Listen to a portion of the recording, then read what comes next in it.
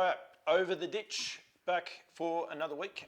We are a day late, but due to a few little issues, I'm on location in Chinchilla. But Matt Markham, welcome back to you, mate, back in New Zealand. Yeah, nice to be back with you again, Paul. And what a night we had on Friday night. Just a super night of racing and sort of carried through. It was the perfect kickstart to a massive Saturday when you think of races like the Everest and then, of course, Victoria Cup and the Derby and the like. So, looking forward to having a look at everything that unfolded. Yeah, one negative, I suppose, and we can say that was a TAB going down, unfortunately, basically right at the start of the night, which was unfortunate. It was a technical issue, those things do happen, but yeah, a bit disappointing for the club and for Harness Racing New Zealand, full stop.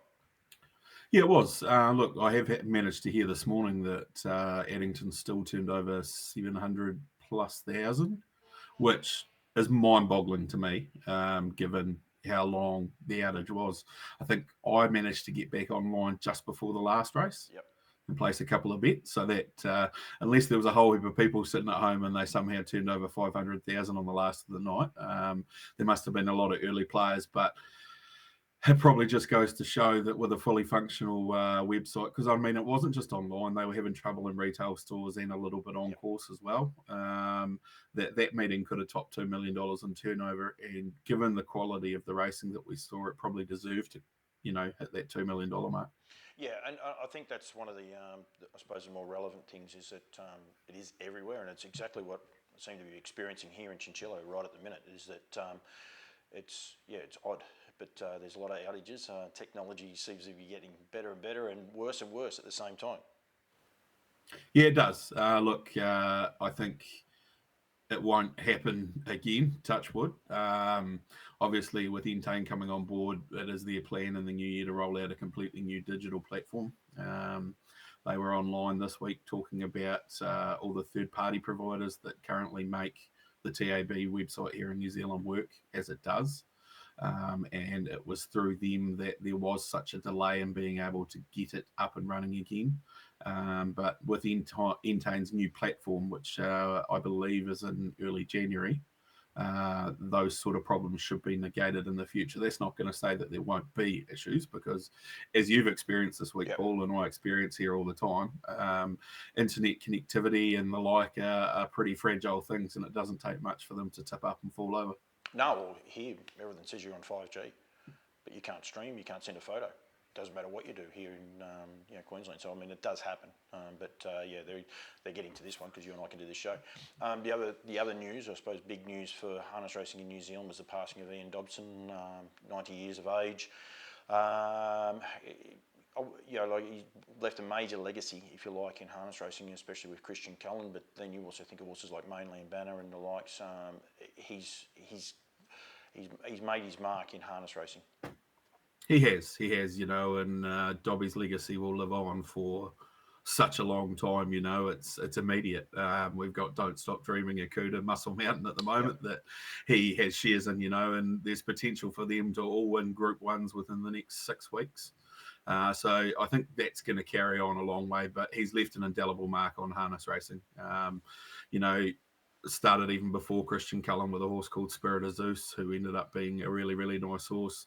Cullen come along. You mentioned Mainland Banner. I had a bit of a front door view into that because Dad was the early driver of Mainland Banner before she was sold to Robert Dunn. And I know that Ian made it a goal of his to include her previous owners in every step that he took along the way. They were part of the New Zealand Cup celebration when she won. They bought her for 9,000, sold her to Dobby for over 100, and he had such a great run with her. And then, of course, we've got these 3 that are going on now. And I don't think there's probably an owner, given what Cullen has done and the Cullen breeding brand, that's probably had as much impact on the industry, because we're going to talk about Christian Cullen for the next 100 years and his impact as a sire. Really sad news this week, but 90, that's a pretty good innings, and he's packed a lot into that life, and the memory will live on for a long time.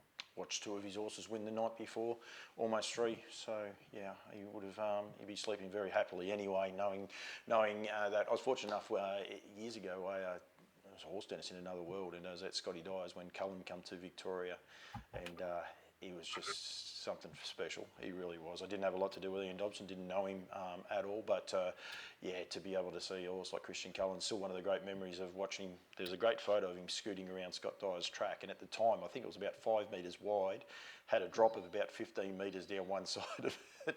I think that's why that photo means more to me than probably a lot of other people. A lot of the guys around Romsey, when you see the track and you know the horse, you're thinking, man. But he's a great legacy, and as you said, he's not going anywhere soon. The green colours will be racing for a while, I presume. Anyway, I don't think they're any time going to be retired, but especially with Cuda and Muscle Mountain. So, it's going to be terrific. And we will touch on both those races in a minute. We might start, I think we will start with New Zealand, with Addington the other night, because it was just a night full of so much entertainment.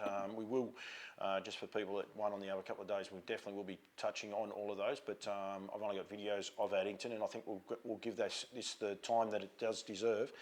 The first race, what an absolute ripper this horse is becoming, and what a night it was for Matty White. But Paramount Kiwi, this little trotter just doing an awesome job, Matt. Yeah, he is. Look, he's got such an effortless way of covering the ground, and he's really sensible for a 2-year-old. Like, he looks like he just takes everything in his stride, and he's 3 from 3 now, and clearly at the moment the top of the pecking order in the 2-year-old ranks, he goes to the paddock now. We won't see him until next year now, I believe. So obviously you're seeing look to the stars going into a gallop there. That maybe changed the complexity of the race, because that was the pressure for the leader. But once this horse trotted to the front pool, it was pretty much all over, and it only went one way from there, and that's forward. There were some good runs in behind. Little whip, obviously, in the Regan Todd colours. I thought Princess Sadie's run was really, really good, because she had a big steam of momentum up and then copped a bit of a check from Bounce and Beyond, which is coming up shortly. You can see Maddie Williamson moving from last there, and she's starting to lick around them at pretty good speed. And the parked horse just goes to put a bit of pressure on the leader, and when Matty White presses the button and goes into a stride, and you can see Matty's coming forward here at a pretty good rate, and he sort of just had to check off. And momentum's such a big thing when you're going at high speeds like that, that it maybe just cost her a little bit, maybe even get into the park position, but take nothing away from the winner. Fantastic horse, fantastic family, and so good to see Matty White in the winner's circle winning big races, because he's such a good bloke. Yeah, absolutely. And I think if you go back and watch that race, Princess Sadie was just at sea, I suppose, even just there, just tossing the head. We saw her 2 weeks earlier, and she was so professional. She was able to get outside the leader and did the job this time, coming around the horses and showing such speed down the back straight. The one thing I did like so much about her, just runs to the line. I know Little Whip gets up and beats it for second, but didn't shirk her issue. She ran to the line, and she's going to have a lot of fun. Hopefully she's not going to the paddock anytime soon. No, well, I think she's still eligible for a lot of the races that are coming up, Grand Prix Day and the like. And, it was touched on this week on the box seat how hard it is for the 2-year-old trotters to have 2 months in between such big races, especially when they're both in Canterbury. So it probably makes sense for a horse like Paramount Kiwi to go to the paddock. He's got everything at his feet next season or next year. Whereas those Canterbury ones can sort of tick over at home, or even the Williamsons and Oamaru, and it's not a big task to get them back up to Addington for another couple of runs. So, yeah, good crop. Little Whip was very good. The Merc was another one.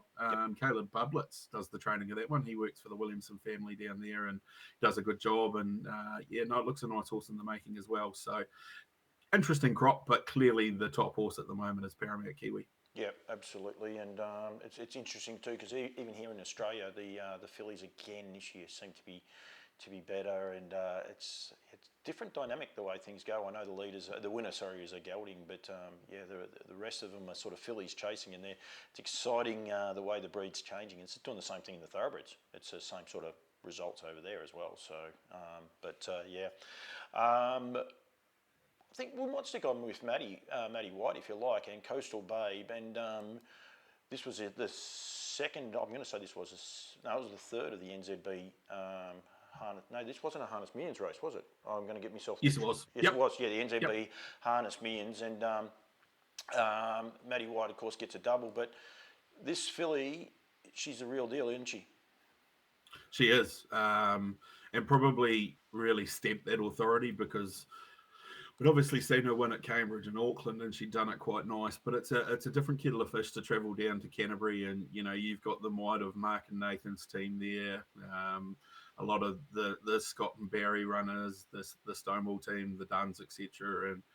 And she's worked early. She showed a bit of speed to get across them and found the front. And yeah, Maddie got a pretty nice time of it in front, I thought, from there. And it was really just a case of sprinting home, and she was simply too good for them. She's racking up the dough at the moment and looking pretty good doing it. And I think she's only going to get better too. So exciting times ahead for her.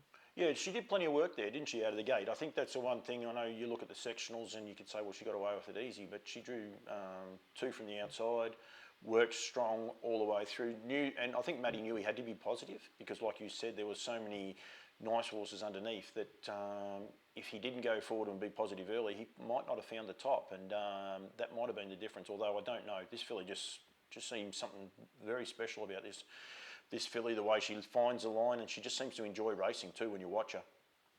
Yeah, she does, and she's quite happy doing a bit of work and getting out in front and rolling along. Obviously, some big runs in behind. Ultimate Racy Girl getting home there, second from the outside, and I thought the run of Melody Banner was exceptional. She was a long way off them. I think on face value, if you put these horses in a straight line, it's a pretty even crop. I don't think there's a whole lot between them, and barrier draws are probably going to play a big part going forward and who wins some of these races. But at the moment, Coastal Babes commanded that respect that she can plop around the park, and probably most are going to hand up to her. So that puts her in the box seat. So yeah, no, it's an interesting crop, and it'll be interesting to see what unfolds in the coming months. It's interesting too. I know since I started doing a lot more talking to people, the one thing I found out is a lot of guys respect winners. And Coastal Babe is a winner, loves winning, and just likes finding the line in good form at the minute. And it's just one of those little X factors, I suppose, that separates some horses from others. The fact that they want to be there first. They can be great race horses, but she has that little bit extra, if you like. Cold Chisel, NZB standardbreds for the harness millions for the 2-year-old colts and geldings. This horse might have got the right run. Exciting crop of 2-year-old colts and geldings going forward. Hopefully they're as good as the 3-year-olds, which we'll touch on in a minute. But again, another great race, good pressure race. And Zach Butcher, I suppose, barrier draws helped, and he was able to get himself into the right position to get the right run, but was still a very, very impressive winner. Yeah, it was. And I think this is a little bit similar to what we just talked about with the fillies. The barrier draws are going to be key to this race. The Major obviously punched to the front here, and that was the winning of the race there for Zach, because the Major probably was never going to hand up, although there was going to be some pressure coming, but was quite happy to be there. And with that cold shot, was always going to be hard to beat. Great result for Dean Shannon, obviously pumps a lot of money into the industry, selected this horse himself at the sales, I know. And yeah, again, I think it's a crop that we probably haven't seen the best of them yet. A couple of these are going to head to Ashburton on Monday and go around in a sire stakes heat. So we'll get to see them again, which is good. So yeah, very even crop of baby paces at the moment, where no one really putting their hand up to stand out and be the one that's going to go on and do the job and win them all in a row, I think. Yeah, there's some really nice runs back in the field. A horse that I think will be better for a few more races. Looking at him too is Hawkeye Pierce. First start down on the South Island, and just got himself lost early out of the gate. It didn't affect him because he still ended up in the same spot. But even here, you can watch him on the home turn. Tony Hurley trying to get him out, and he's just a little bit green and wobbles around, but he found the line. But some really nice runs behind him. I think Vesson was great. I know he's had his colours low at his last 2 starts, but you can't fault his run.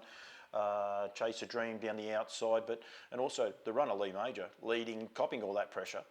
There's some really nice runs behind the winners in this field. Yeah, there is. I thought Fesson's run was excellent too, and Blair Orange quoted after the race being absolutely wrapped with his performance. Chase the Dream, still very, very good. It's come wide and had to sort of sustain a run, and as you said, La Major. But yeah, Hawkeye Pierce, he's going to go on and end up doing a really nice job too. So yeah, good crop. Yeah, it was interesting. I saw a quote from Anna Donnelly saying on her social media feed, didn't get a winner, but yeah, they were still extremely happy with their results, and we might touch on that at the minute because I don't have the video of Akuta's win. But interesting race again with BD Joe, unfortunately getting it wrong early in that race, but probably worked out as planned. But because I think the talk was Kango wasn't going to hand up to anyone, and they didn't do that. The only curveball, I'd be interested on your thoughts. I thought they possibly went a little bit slower than what I was expecting. I thought the speed might have been on from the get-go and keep it a strong race. They actually opted the other way, but he was terrific. It was a good return to form for Kengo from what he was doing over in Victoria. Yeah, it was, and an interesting race again. You know, as you touched on, we had the BD Joe issue. He actually paced away this time, and then sort of threw himself out, which is a little bit odd because usually when he gets it, he's pretty quick and pings straight to the markers and sort of gets going. Look, I don't know whether going any quicker would have changed the result here, Paul. To be honest, I think this horse at the moment is clearly the top pick heading towards the New Zealand Trotting Cup, and that's without actually looking at what's coming from your side of the Tasman Sea, Swayze and the like. But he's just having, I know he's only 2 starts in, but he's just having the most perfect cup build up. Goes to Ashburton to the Flying Stakes on Monday. Would expect him to win there again. Some pretty confident talk from Mark Burton post that race. Very, very happy with it, where he's at. Really feels like he's developed and come on as a racehorse. And that's pretty scary considering he won an Auckland Cup last year and was probably still a bit of a raw product. So, yeah, I'm still very firmly in the Akuta camp, that's for sure. That Auckland Cup win, you sometimes forget about how dominant that was because it wasn't ran to suit him, and he was still able to get over the top of him. He can do it both ways. If he found the front, he can just bowl along as well. So he has got a lot of strings to his bow. That's the beauty of that horse. Possibly separates him from a few of the others that they need everything to go right at the minute for him. Maybe not be able to do as much work as what he can do and still be able to finish it off as well. Yeah, exactly. And I think, you know, the more runs he gets under the belt, the better he's going to get. And we know he'll cop the distance. There's no questions about that. He actually gets a new driver on Monday at Ashburton. Mark Burton copped 8-day suspension for whip use on Friday night. So Natalie Rasmussen, who we haven't seen for a couple of months in the Sulk, is actually making her comeback. And she will drive Akuta in the Ashburton Flying Stakes. Mark's back, I think it's the week before Cup Week. So he's going to be coming in fresh without too much of a run under the belt. But a man of his class, I don't think that's going to make too much difference. No, I don't think it does. Is there a reason for Nat taking a back step, or is she just taking that back step? Not that I'm aware. No, just taking a back step for a while. She was driving, obviously, through the early parts of August and the like, and drove a bit. But we haven't seen her. It's probably 6 weeks now. Yep. So it'd be good to have her back on the track because she's obviously one of our best and such a good big race driver. I would presume once Mark comes back, she'll jump back on board her old mate Self Assured and drive him in the Cup, but that remains to be seen. But she's going to have some nice drives over Cup Week because they've got nice horses, and you know Mark and Blair can't drive them all. No, and then you've got to throw Olivia in too, which we'll touch on her in a sec because she's doing a great job. You can only do what you can do. She's going enormous, that's for sure. Yeah, we'll keep going. I'm going to throw you out of whack for a sec, but the win of Oscar Bonavina, we'll stay with Olivia and go that way. We'll leave the best one to last. Don't worry, Matt. It's okay. I definitely won't be going over that. This horse, didn't he find, I suppose, some amazing speed, Oscar Bonavina I talk of here, to get over the top of Muscle Mountain. Just a brilliant win. I haven't seen this from this horse. You guys may have seen this sort of speed that this horse has been able to show, but I have never seen it. But his close and sectionals would have been out of this world. He is exceptionally quick. He was touted early on as being one of the best horses in Australasia during his juvenile days, and at one point was being pointed towards a career in North America. It's taken a while for him to develop from a juvenile horse into a serious bona fide open class trotter, but on what we've seen both in this performance that's on the screen now and his win at Mocha Carrara, this might be his time. Like you look at this race here and what are we? We're about the 700, 650 metre mark at Addington. he's spotting Muscle Mountain 5.5, 6 lengths there. You just you would have put your house on Muscle Mountain to win from here, given the run that he'd had in front. But yeah, that's a big effort to come from that far behind him and get up and beat him, and just throws the cat among the pigeons a wee bit for the Dominion and the like.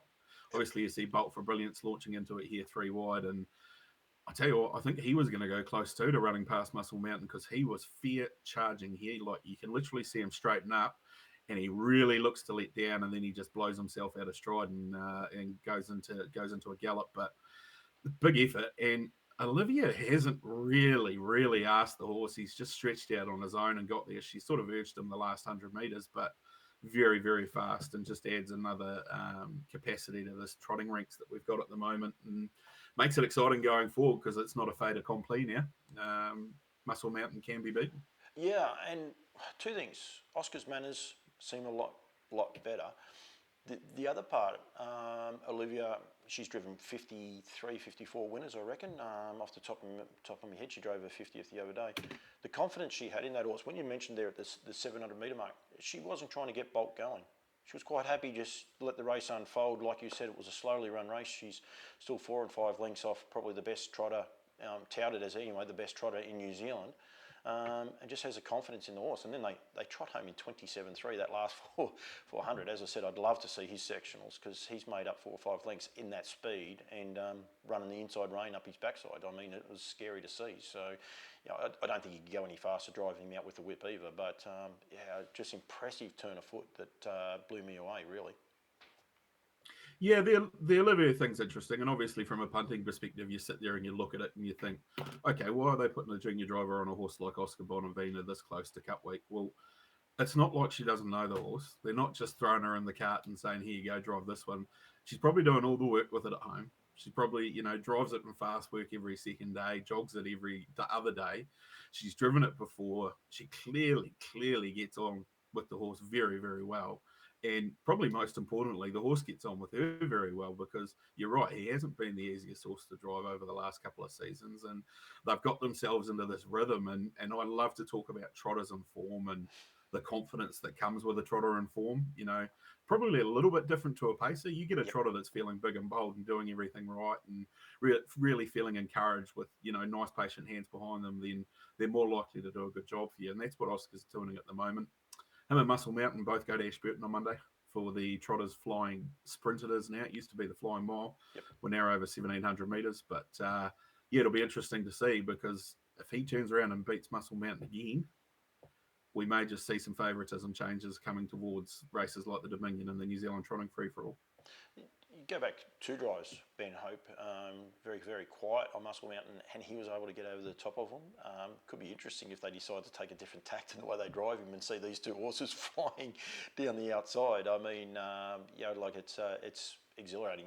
I totally agree. I think when trotters are like mares. I think when they get into form, you keep them going, you keep them rhythm, you don't change their shoes. It'd be interesting to see whether Matt or Nat keen to get back in the cart on Oscar. I know Nat hasn't driven him a lot. I don't think she's ever driven him, has she, or not? I'm going off memory, but she has driven him a bit. Olivia stays on for Ashburton on Monday. Good. And then there'll be a decision made post that. But it's probably getting increasingly harder for them to take her off because she's done nothing wrong. And one thing that has been big at the All-Stars, like in the more recent years, is their loyalty to drivers that have been doing a good job on horses and leaving them on. So, look, I wouldn't be surprised if Olivia Thornley drives Oscar Bonavina in the Dominion Handicap. There you go. Her drive, no matter what, is it the Oaks winner? Yep. Yeah. I mean, if you watch that on face value, you say, what was she doing? But that's a problem child horse. She done an awesome job to guide that horse around and win the Oaks. Like, I mean, she can handle tricky horses. There's no worries there at all. So that would give, and that was a Group 1. So she's already been on that stage. So she's got that up her sleeve as well, which is always exciting for them. Yeah, it is. Look, pressure's a big thing with young drivers. You're on the big stage. Well, I would argue that driving Millwood Nike 2 weeks ago with an unbeaten streak to keep intact, fresh up, would probably carry about as much pressure as driving in a Group 1 Dominion handicap. So clearly can handle that. And yeah, she's done a good job, and she's a great wee horsewoman, Olivia. And She got another winner for Mark and Nathan on Sunday at Oamaru. Yep. So I think, the world's her oyster at the moment, and her and Oscar are just enjoying the ride. Yeah, no, absolutely. Interesting little one out of that. A dead heat for third between the stablemates, which is in itself normally something very, very unique with Love and the Port and Majestic Man dead heating and the stablemates. But we're going to do the dead heat first, and then we'll go to the 3-year-olds because I think it's going to take us a lot longer time. But something very, very unique in harness racing. We won't show the whole race here, but it's been proven that, I think the write-ups are that it's never happened before, but stablemates having a dead heat, it was cool to watch actually, and watch it a couple of times. You'd think for all money Ben's home here, but unfortunately his horse just gets a bit leg weary towards the line.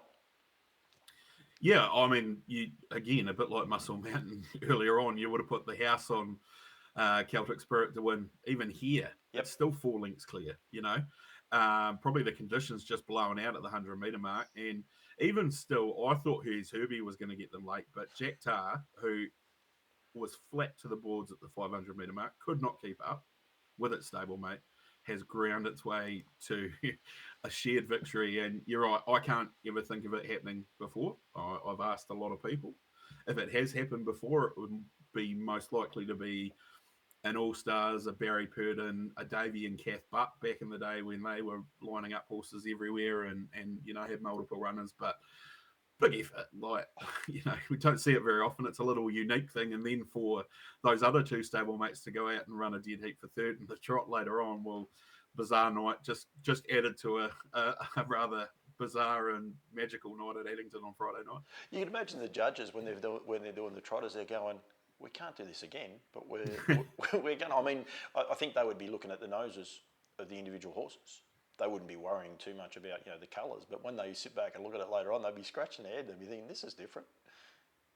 Yeah, they would. And the finite detail that they can get down to now just suggests that there's no other option than to declare it a dead heat. So, yeah, be a long time before we see that happen again, I think, Paul. Nah, absolutely.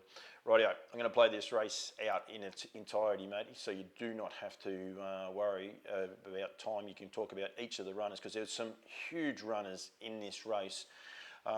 This, of course, is the Flying Stakes. I've got to get the name right. The Air Park Canterbury 3-year-old Flying Stakes. I got myself in a little bit of trouble, if you like, Matt, because I reckon this is a better race than the Victoria Cup. I'm an Australian, but you just got to. I've watched this race 4 times, and you can't take everything in. It's just ridiculous, isn't it? Yeah, well, I've stopped watching it because every time I watched it, and I think I was up to about 6, I found another horse that I wanted to back next time up. So I thought this wasn't working very well for me. So we'll just enjoy it ingrained in the memory from start to finish. Wagstar and Jollymont coming across and finding the lead trail. Those back ones have settled a long way off that lead pair there. And it was everything we expected it would be, Paul. And, we talked about it last week and what the ramifications of the barrier draw would be. You see Merlin there, he's about to be 5 fence as Coney Island Lou gets to the front. Zach Butcher's trying to push his way out there, but obviously can't. And again, you look and see how far back some of those horses are from these leaders, and they are running serious time on the top end. Yeah, and you mentioned there Coney Island, Lou and Wagstar, and this is one of those things that, I watched it initially and I thought, geez, they were huge, both those horses. The speed, they both shown they're horses with a future. There's no worries there. Then Jollymont, because it's 3 back the fence, you think, oh yeah, he's just got a soft run. But he worked just as hard as those horses out of the gate and was able to beat both those horses home. There's just so many parts to it that you have to actually look at it and break down. And Jollymont was probably a little bit unlucky, and that. You mentioned Merlin, and I forgot him last week when we were doing the talking about all of the 3-year-olds. I must have been able to preempt it because he just was never going to get out. I must have somehow worked it. Zach was trying forever to get out. When he eventually got out, I think he probably would have liked to have stayed where he was. It was just one of those races that had everything, including now, where the runs just start, and you just know this race is really going to hot up from here on. You do. You can see Merlin just getting himself into a tight spot there. Zach Butcher actually copped a suspension for that little melee there. And, we've got to the 400 metre mark, Paul, and we haven't even mentioned the winner. Yep. And It's him he's coming brilliant, isn't he? just fantastic performance from him. Probably just justifies the fact why he's considered the best at the moment. Merlin, you can see poking through from two from the inside there. Jollymont, probably thought they had it won at the 100 metre mark, but don't stop dreaming, just keep coming. And the runs in behind, you don't see Mark Purden do that very often. He's got 100 metres past the post, and he's that proud of the horse that he's leant forward and give him a wee rub on the bum with the other end of his stick just to say, good job, boy, that was superb. But you're right, Wagstar, Jollymont, its name escapes me, Coney Island Lou. Go back and have a look at the last 150, 200 metres of Alta Meteor. Yep. I think that is the one that most people may have missed in the race. He was sensational and will improve off that run. Keep a big eye on him, because not that long ago we considered him to be not that far off Merlin and Don't Stop Dreaming, but he may have become the forgotten horse of this age group. And to think, Paul, we've still got Ahoka Connor to come and join them at some point, and he's an exceptional horse. So this crop just excites me. It's the best 3-year-old crop I've seen for a long time in New Zealand, and at the moment it's Don't Stop Streamings, I think. Yep. But Merlin, and then there's a host of horses just behind them as well. A little bit was said about Coney Island Lou, and they've focused in on him just there on the camera. I'm just letting it keep going, shifting up the track and getting in the way of Wagstar. He actually impeded Jollymont just as much. So it was just one of those races, but I wouldn't say impeded, but just made it a little bit harder. They had to go that touch wider. The flip side of that, it opened up a nice gap for Merlin to be able to get through. I thought Merlin was just outstanding. He's a horse that just needs to flatten out and find high speed, find his area. He just didn't see it. I think he was outstanding. But at the end of the day, it doesn't matter, because it just whets the appetite for, like you say, the next 6-8 weeks of what's going to be high quality racing. And I was in Australia. I'm in Australia. I was in Victoria Cup night, and people started talking about the 3-year-olds, and I said, you guys got to go and watch a race, and because a lot of them live in a bubble. Everyone lives in a bubble and thinks that that's their own world is the best part to be. And they said, but they're New Zealand 3-year-olds. I'm like, they're the real deal. Just on that, actually, the real Sherlock, he was well below his best, unfortunately, on Saturday night at Melton, and hopefully everything's okay with him. He stopped very, very badly for the All-Stars and for Gene Feast and that. So I did see him after the race. The horse seemed quite okay, and Greg and Jess had a couple of horses on the night do similar things, whether they may have a little bit of a bug. They had a couple of them just sort of drop out, but hopefully he's okay anyway. I think they put it down to an arterial fibrillation, which would explain why it happened so quickly for him, because he went from, looking like he was travelling all right to, he was going up and down in one spot. So, put a line through that one for him. But, this 3-year-old crop just excites me. And what's going to be interesting now is, where do these horses go? Because obviously we're still a long way away from a derby. There are races like potentially the Junior Free-for-All on Cup Day. We saw Republican Party take the same path last year.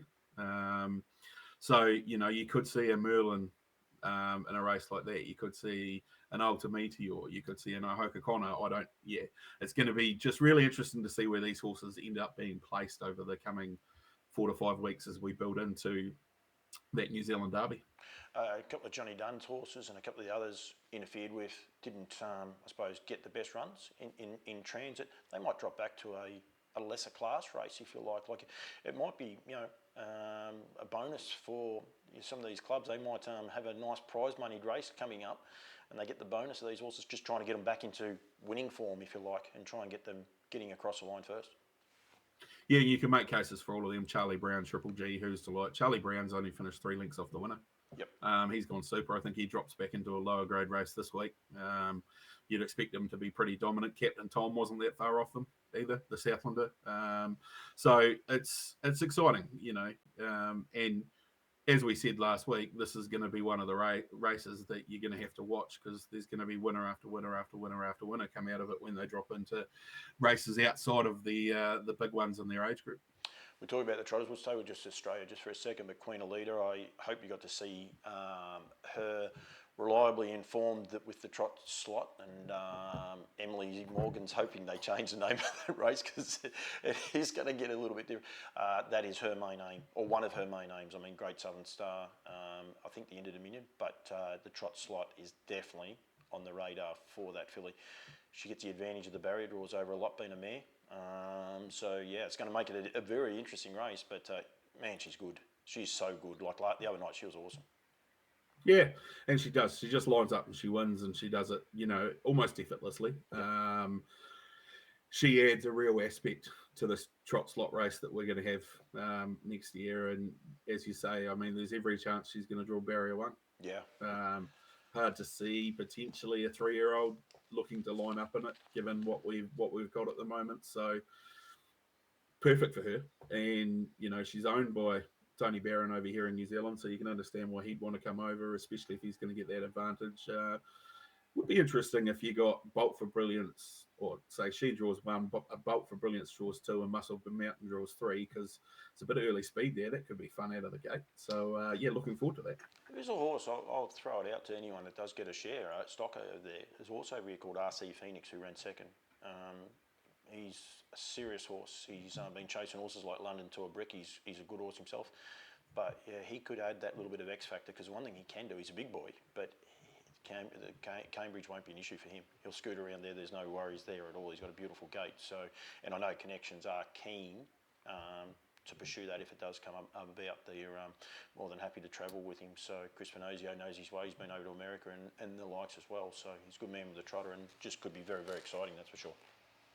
Yeah, it is. And I think, it's not just one race, because, on the tail end of that, you've got some pretty good Group 1 racing for the trotters at Alexandra Park, the Rowe Cup and the Anzac Cup. They're not that far away. So as we saw with, the likes of Majestic Cruiser and the likes who stuck around and raced through for the next month or so over here, it's not a one-hit wonder. You can come over here and actually plan a bit of a campaign and potentially pillage some spoils.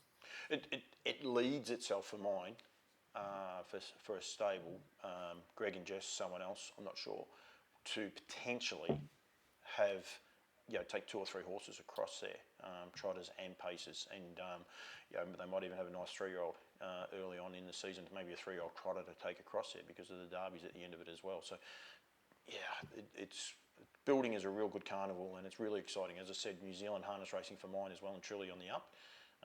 And continue to build it. I think it'll be a very awesome thing. Rightio, Wyndham, which was last Thursday. Go back a little way there. Now, I don't have any slides, as I said, I'm in outback Queensland, but just a couple of the notables. Bruce Negus' first horse, Quinn, looked very, very impressive, the 2-year-old on debut. Yeah, couldn't have done much more. It's run a 157.2 mile and done it pretty easily. It got beaten to confident drive by Cherie Tomlinson, and got the chocolates. Yeah, well, Cherie got a treble as well. I mean, she's driving in great form. Yeah, so a bit of a homecoming for her of sorts. I mean, she used to be based down in Southland, but now obviously back up in Canterbury, and she made light work of it when she come back, grabbing 3 for the day. And she is a very, very good horsewoman, Cherie. She does a good job in the sulky, and probably doesn't get the plaudits she deserves all of the time, but nice to see her get a treble. Yeah, and it's interesting how it's changed. I did a chat with Nikki Chilcott back when the race was on, actually, and the leading female driver for so many years, and now there is this change, and we were talking there before about Olivia. There's so many great drivers coming through of the female variety. It's terrific, I think, in New Zealand. It's so, I just love it, and you guys are like Australia. It's taken as granted. It's not, she's a girl, she beat the boys. That's not how it works. She's a driver, and they go out there and compete, and they do an awesome job. Yeah, 100% right. Your Nikki, who is obviously one of the greatest of all time, Sam Otley, Sarah O'Reilly, Natalie Rasmussen, then you've got this string of others, Cherie, Kim Butt, Kieran, etc. You could go on and on and on, but yeah, you're right, and I think that's the big thing, that mindset that male versus female doesn't exist anymore, because the majority of our races over here at the moment are being won by women, and they're doing a fantastic job with it too. Yeah, no, absolutely. Lay 'em off. Alex Milne, a gentleman I met. I actually know his son very, very well over here. But how old would Alex be, mate? I'll throw you under the bus. Gee, that's a good question. I wouldn't want to hazard a guess No. on that, but always around in Southland. The colours obviously are the same colours that Sun uses over Yep. on your side of the Tasman as well. And he's never shy of having a handy horse in his stable, and it's always good to see him get success. That one, Moth, been knocking on the door for a while and running some good races, so that was good to see. No, absolutely. Jamie Gameson, he had a good day. Quinella. He did. Had a Quinella, Yeah, and then up. got another winner as well. Like, I mean, that's an awesome day at the office. And I think he only took 3, didn't he? Yeah, he did. Yeah. And he's been a good horseman for a long time, Jamie. Probably the biggest thing for Jamie's was the run of Blythe. Yep. Now, Southland run this series that they call Nugget Finals, where horses compete over a certain amount of time, and then they run for a slightly higher staked. Sorry, they're not Nuggets; they're Gold Chip Finals. It's kind of the same thing. So that was a $15,000 race last week, and Blythe had won 2 in a row down there. Qualified for that final, didn't get too severely penalised in the handicaps, and delivered. So, gone from having probably not won a race in 6 months to having won 3 in a row down in Southland. And, she's now 4 from 29, and there's 35K in the bank. So it's a good result for her owners. It is. He does a good job with the results. Like I go through and look at them, and Jamie's always thereabouts. He does a very good job for not a known trainer, especially over this side of the ditch. Yeah, and he's never been far away from having a good horse. Him and his wife Natalie are obviously a big part of the yearling sales. Dunvegan Lodge do a lot of preparing and a lot of selling. They've got a couple of nice brood mares in their paddocks at the moment. A horse called Sorky Hall, I think, come over your way or to America and won a few races. They, of course, also have the mare whose name just escapes me. Here We Go Again, who was a quality mare over here. They had a 2-year-old start earlier in the day out of her, called Remission, who actually does go all right. Keep an eye on that one. But yeah, always a handy horse or two in the stable. Yeah. We mentioned Craig Ferguson last week. We went in depth in him, and he comes out and trains and drives a double. I might have said, is he not? And away he goes. It's amazing what you can do when you talk about some people, isn't it? Oh, he continues to amaze me, I think, Craig. Rustenburg, very, very nice horse. That happens on Thursdays at Addington on Friday night with Wagstar. And would you believe he was at the Methven workouts on Saturday driving a couple for Regan Todd there? So, and then obviously, he had an interest at Oamaru on Sunday as well. So just keeps on running for Craig. And he keeps on winning, and that's hard to see that stopping anytime soon. He's got another nice team of horses engaged this week. Johnny Turner did an interview with him after the second one, I think, and he's got a beaming smile. He's got a little bit of Daniel Ricciardo about him. He always seems to have this sort of half cheeky smile. You're wondering what he's actually thinking behind the scenes there, and he does a very, very good job. We'll go to Cambridge.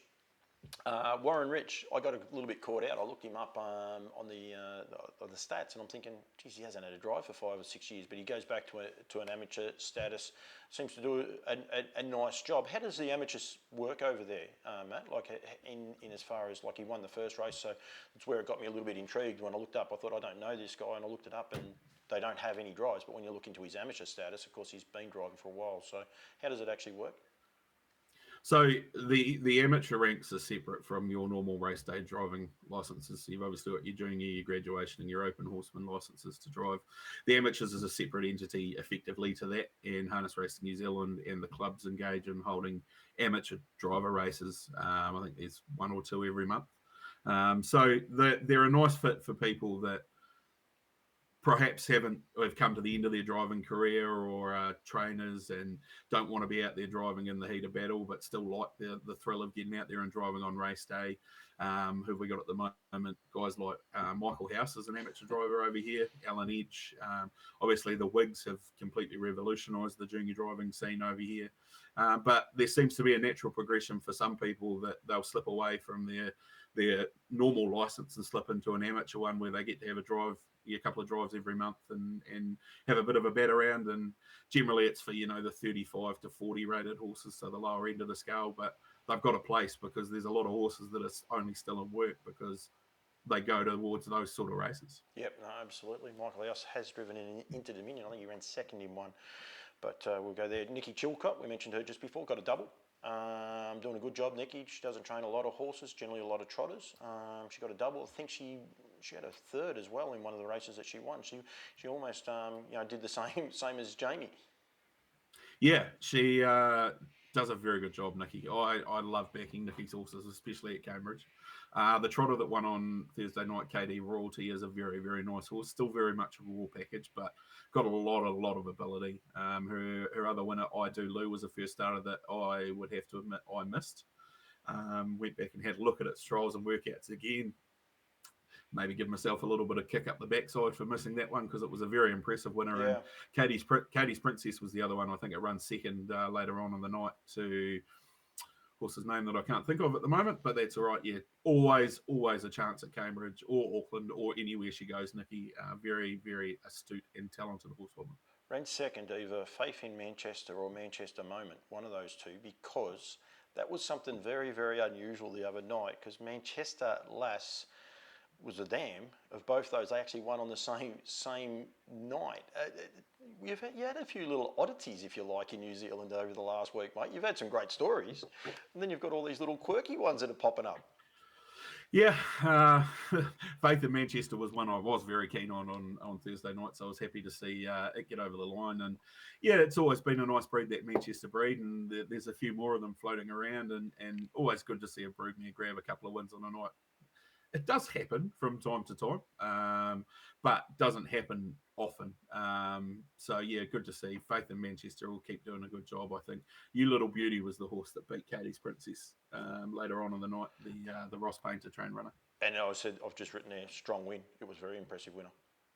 Yeah, nice, and we'll continue to win races at places like Cambridge because can sort of get onto the speed or work into it and out tough them. So good to see Todd McFarlane grabbing another win, one of the game's good blokes is Toddy, and yeah, he grabbed a winner with You Little Beauty. Yeah, a couple of Todds winning races actually on the same day.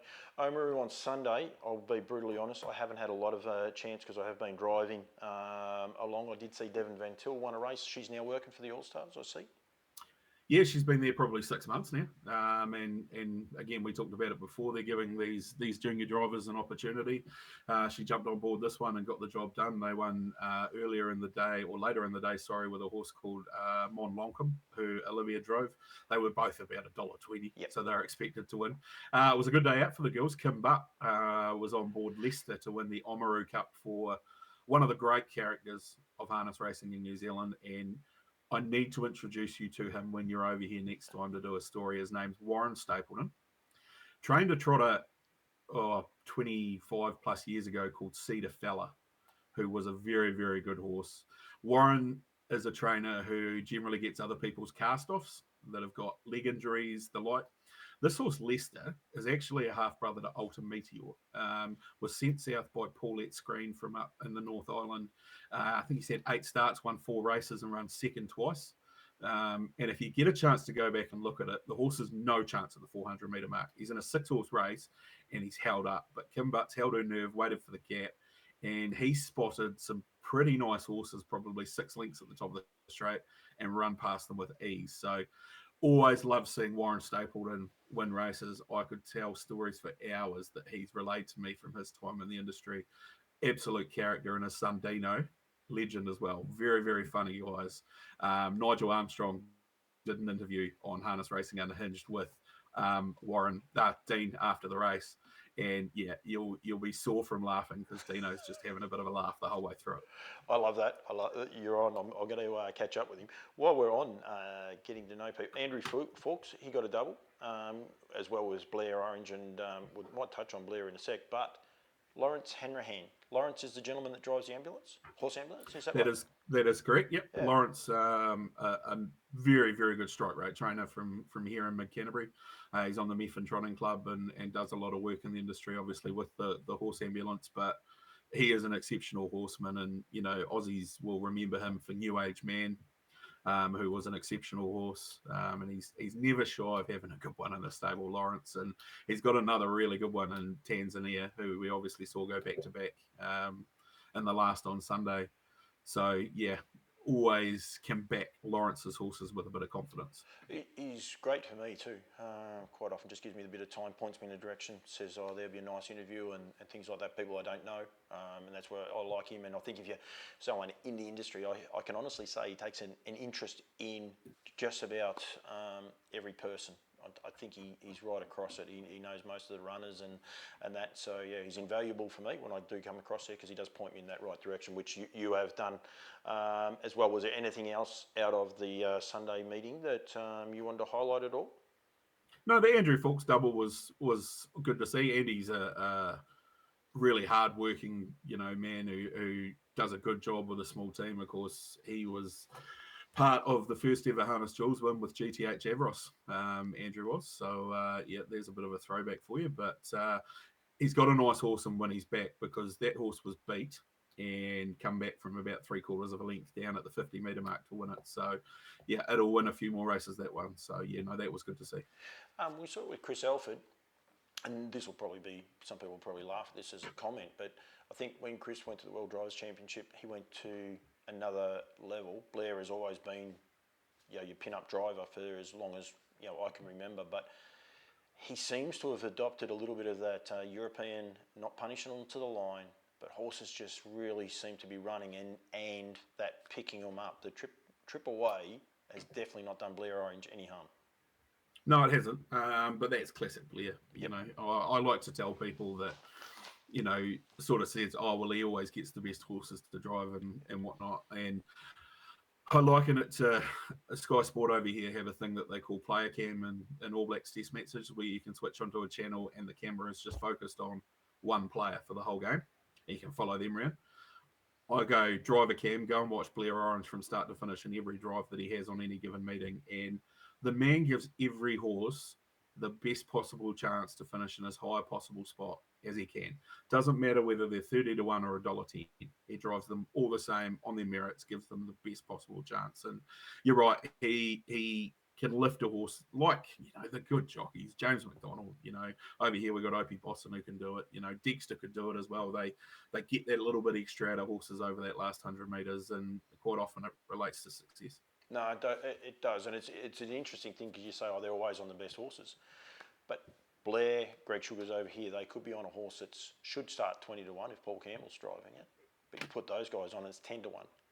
You put them on a 10-1 pop and it probably starts $2 simply because of the fact that they're on it. So people sort of say, oh, they're always on the best horse. They're on the best horse because they are that X factor that does change them that little bit too, and I think he's just doing an amazing job.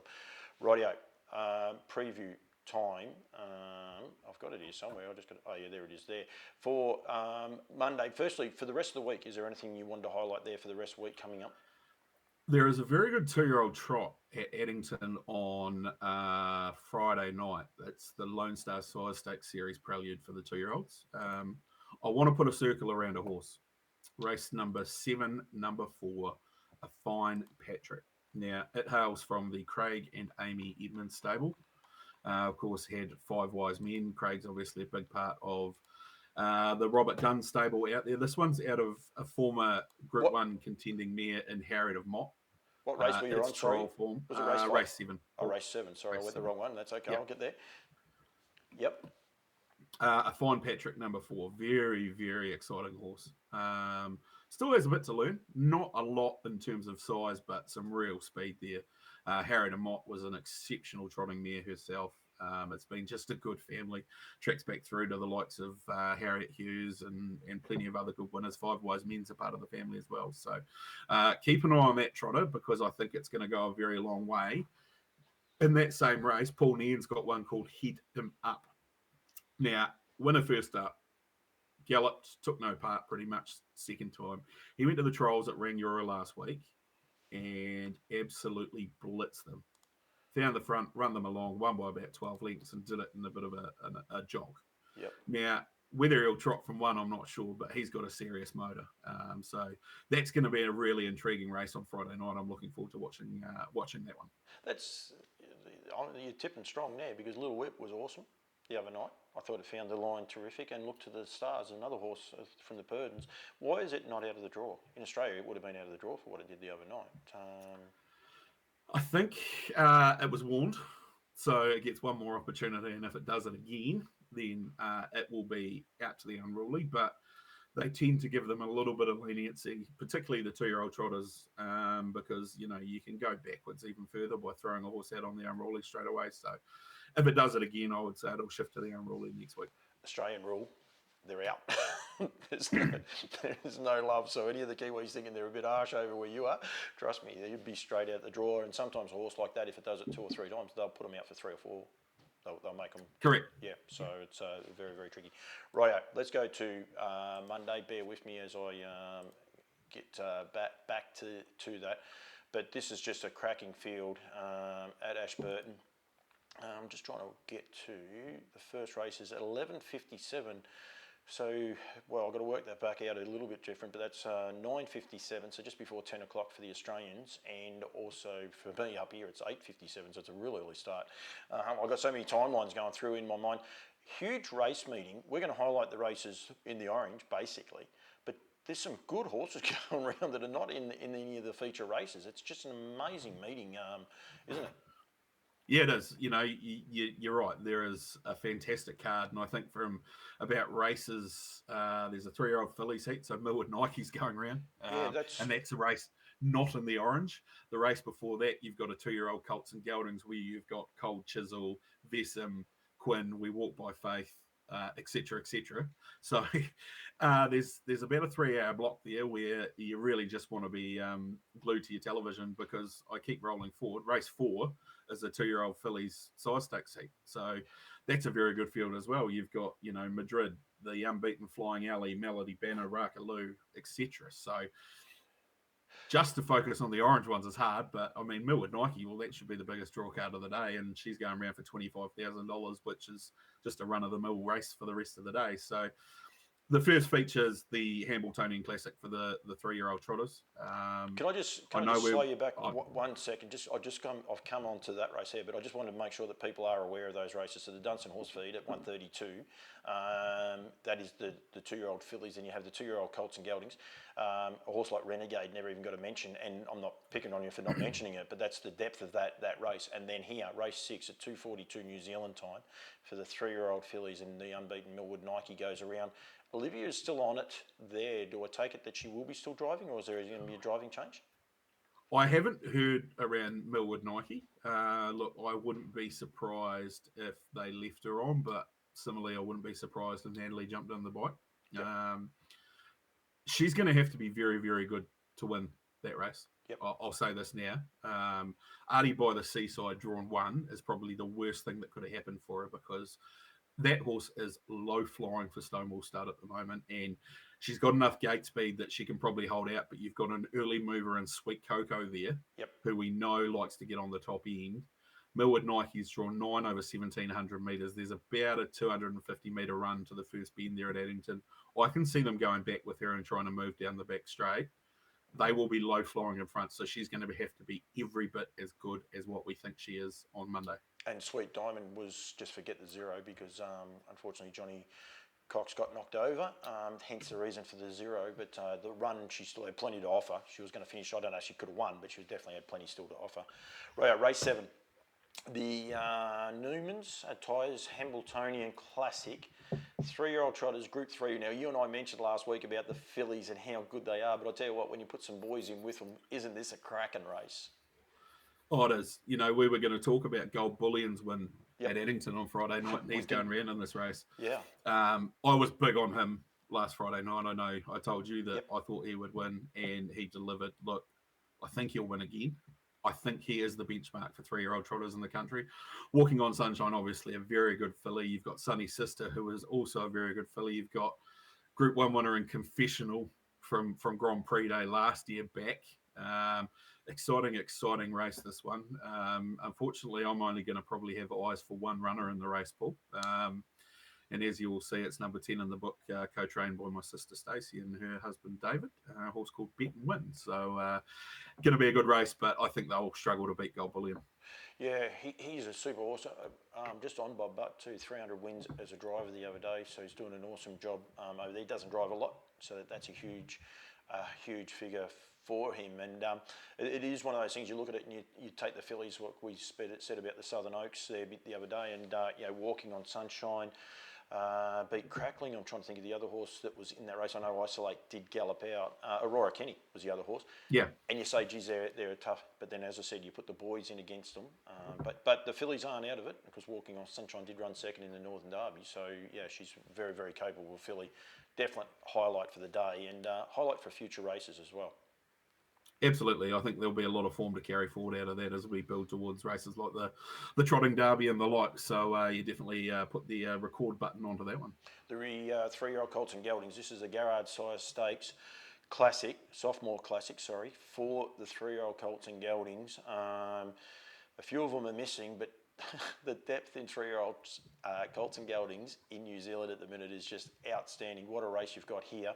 A couple have been cruelled by barrier draws, though. Yeah, it makes it a little bit interesting. Obviously, preferential barrier draw means that the highest rated horse draws either the outside of the front line or the outside of the second line, and Coney Island Lou's cop that, which is probably a blow for him because he could have been the early leader. The way it maps and on what we saw last Friday night, it's Jolly Mont's race to lose for me. He's run second to Don't Stop Dreaming, beaten a narrow margin. He's drawn 3. We know he's got gate speed. We saw that last Friday night. He should roll across them. Whether they'll look to lead the entire, I'm not sure. There could be a bit of pressure there. Sooner the Better's a very good gate horse. Who's Delight likes to get forward. Craig Ferguson's got one in there called Da Vinci who goes very well.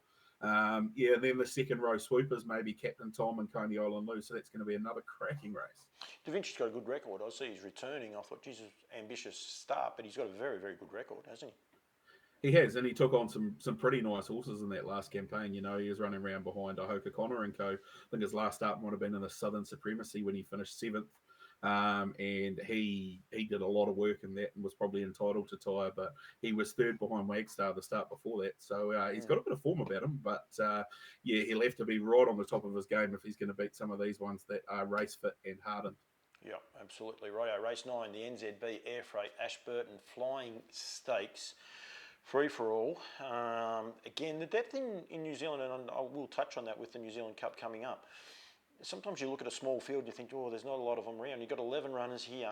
There's plenty of depth in New Zealand harness racing at the minute.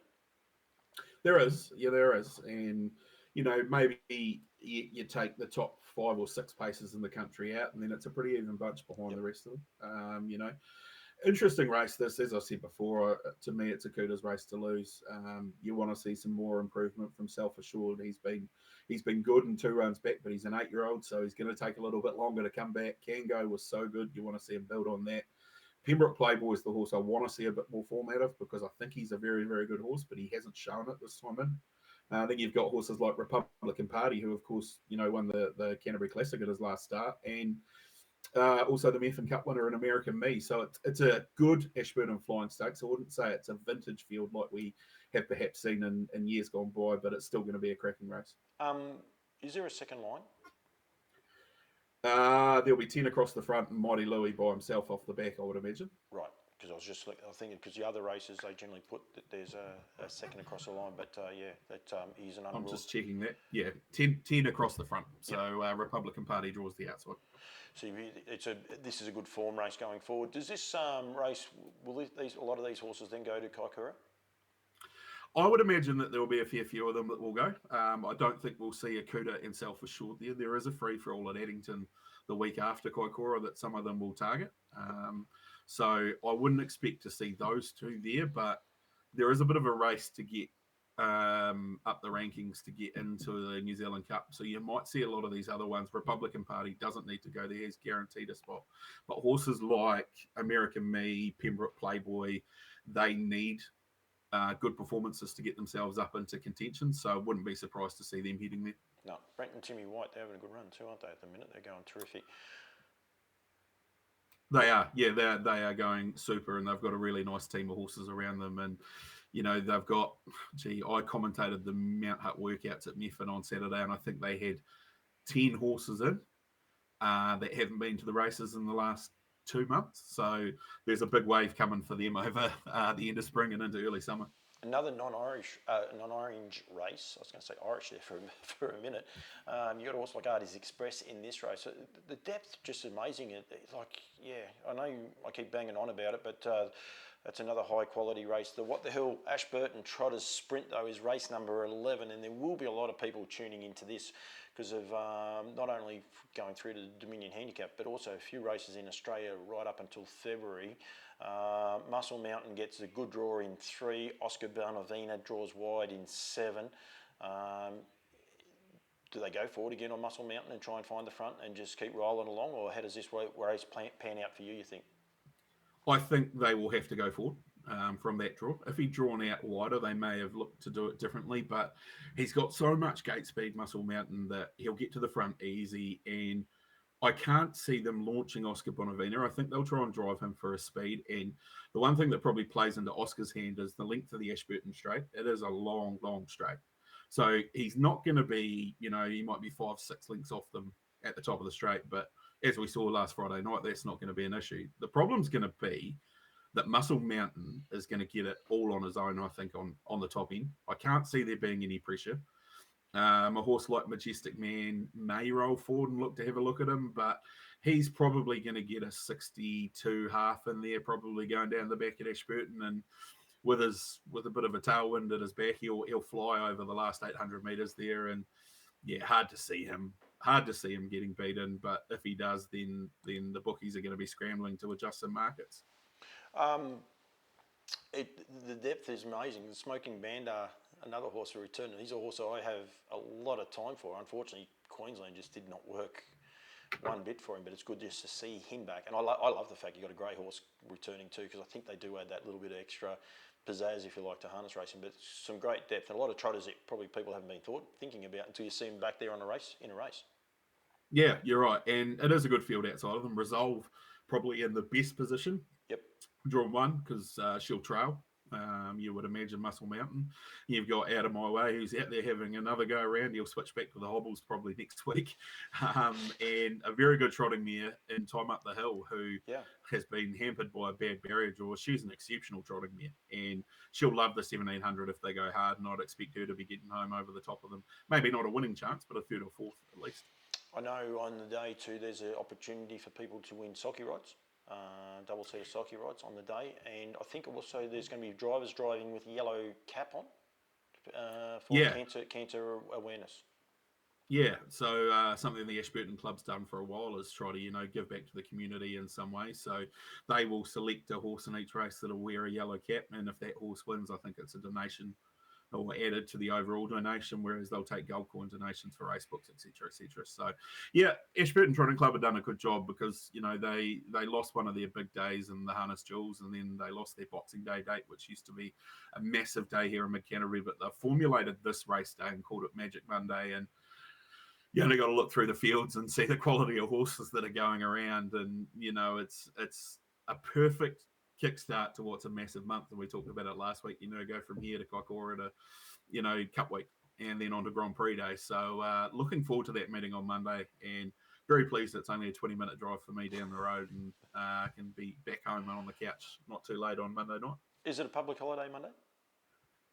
It is a public holiday, yeah. It's Labour Monday, so always adds to it a little bit. But, I think for a lot of harness racing people, you get to Flying Stakes Day at Ashburton on Labour Monday, and the New Zealand Trotting Cup thing becomes a whole lot more real for a lot of people, because we are now only just around the corner from the biggest day of the year.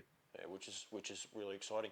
The other thing I was going to say is I'm fortunate enough I went to Ashburton and the hospitality was outstanding, but it's quite a unique place if you're an Australian, especially with the New Zealand Cup Carnival coming up, because they do race, I think, from memory for Thursday. They do. Yep. Yeah, of Cup Week. They've got the memorabilia building, I suppose. It's not so much a museum as much as the pictures and so much history in there. It's a really, really cool place, and it's a must visit for anyone that's potentially going across for the New Zealand Cup. Put it on the bucket list to make sure you go to Ashburton on the Thursday. Yeah, definitely. The tea kiosk, fantastic little walk down memory lane there of Mid-Canterbury harness racing. It's colours all lined around the wall from various trainers, and lots of memorabilia and history there on the wall. You could spend days just walking around and looking at it all and reading it all. So definitely recommend that if you're in the area and heading to an Ashburton meeting, that you pop down and check it out. It's down by the stables. No, definitely. Matty, thank you. We definitely will be catching up Tuesday, not Monday. I got no chance of catching on the Monday. Hopefully we will be. If it ends up being Wednesday, well, so be it. It will be there. But I really appreciate you giving me some time, mate. I enjoy the show. Hopefully other people are enjoying it. And I think it's great. Your insight's terrific. So thanks for joining me again for another week, mate. And we'll look forward to next week. Yeah, no worries. We'll just keep doing it because there's a lot to talk about. Absolutely. Thanks very much, Matty. Beauty.